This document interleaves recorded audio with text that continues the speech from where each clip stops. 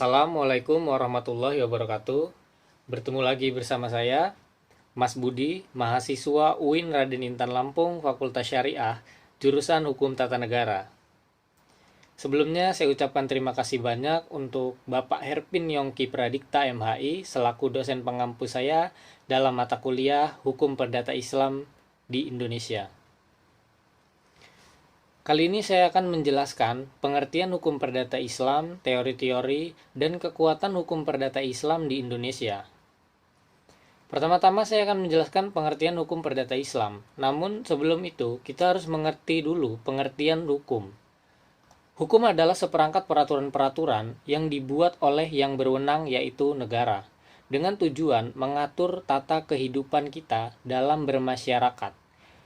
Hukum juga mempunyai ciri memerintah, melarang, dan mempunyai sifat memaksa, yang dimana apabila ada yang melanggar, siapapun itu akan dikenakan sanksi.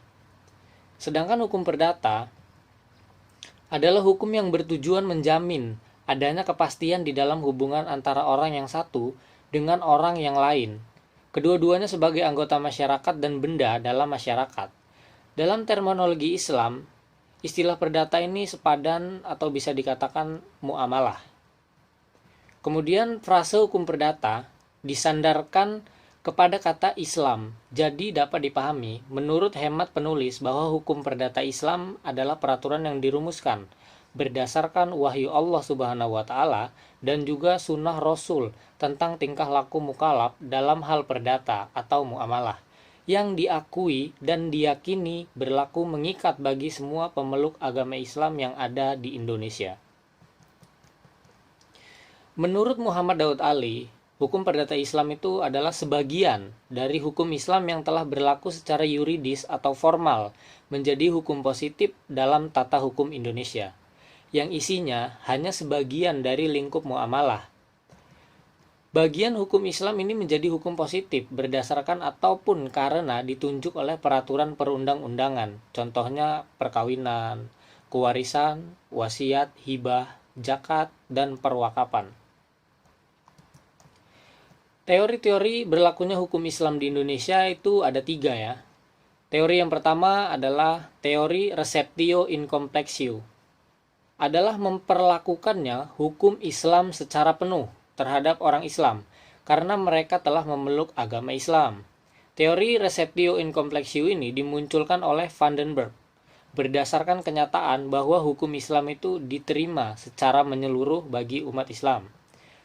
Adapun teori yang kedua, yaitu teori resepti, yaitu masuknya pemerintahan kolonial Belanda ke Indonesia, membawa perubahan-perubahan dalam pelaksanaan hukum Islam.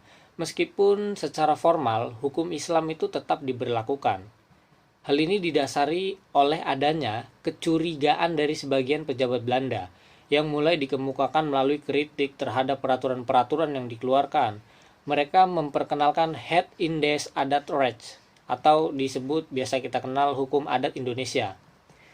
Kritik ini dimulai Cornelis van Vollenhoven pada tahun 1874 hingga 1933. Kemudian dilanjutkan oleh Christian Snoek Horgronds pada tahun 1857 sampai 1936. Penasehat pemerintah Hindia Belanda tentang soal-soal Islam dan anak negeri. Teori resepti mengatakan bahwa hukum yang berlaku bagi orang Islam adalah hukum adat. Hukum Islam dapat berlaku apabila telah diresapi oleh hukum adat. Jadi hukum adatlah yang menentukan ada atau tidaknya hukum Islam tersebut. Muatan pokok teori ini adalah prinsip divide et impera yang bertujuan untuk menghambat dan menghentikan meluasnya hukum Islam dan membentuk konsep hukum tandingan yang mendukung politik pecah belah pemerintahan kolonial pada saat itu. Adapun teori yang ketiga, yaitu teori recepti exit atau receptio a contrario. Teori ini mengatakan bahwa hukum adat baru berlaku kalau tidak bertentangan dengan hukum Islam.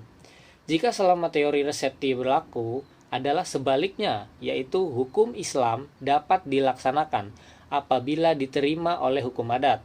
Maka sekarang hukum adat yang tidak sejalan dengan ketentuan hukum Islam itu dicopot, dilawan, ataupun ditolak. Pada tahun 1950 dalam konferensi Departemen Kehakiman di Salatiga, Profesor Hazairin telah mengarahkan suatu analisis dan pandangan agar hukum Islam itu dapat berlaku di Indonesia. Tidak berdasarkan pada hukum adat. Berlakunya hukum Islam menurut Hazairin ini supaya disandarkan pada penunjukan peraturan perundang-undangannya sendiri. Sama seperti hukum adat, selama ini yang didasar memperlakukan hukum adat itu sendiri adalah berdasarkan sokongan peraturan perundang-undangan, karena harus dipersiapkan dan dibuatkan perundang-undangan tersebut. Di sini hukum perdata Islam dan kekuatannya hukum di Indonesia. Di sini saya akan menjelaskan kekuatan hukum perdata Islam di Indonesia ya.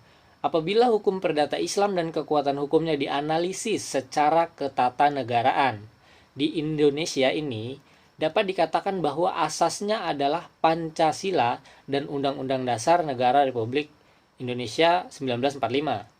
Demikian juga munculnya kompilasi hukum Islam yang menjadi pedoman bagi para hakim di peradilan khusus, peradilan agama khususnya ya, di Indonesia ini. Hal ini merupakan pancaran dari norma hukum yang tertuang dalam pasal 29 Undang-Undang Dasar 1945.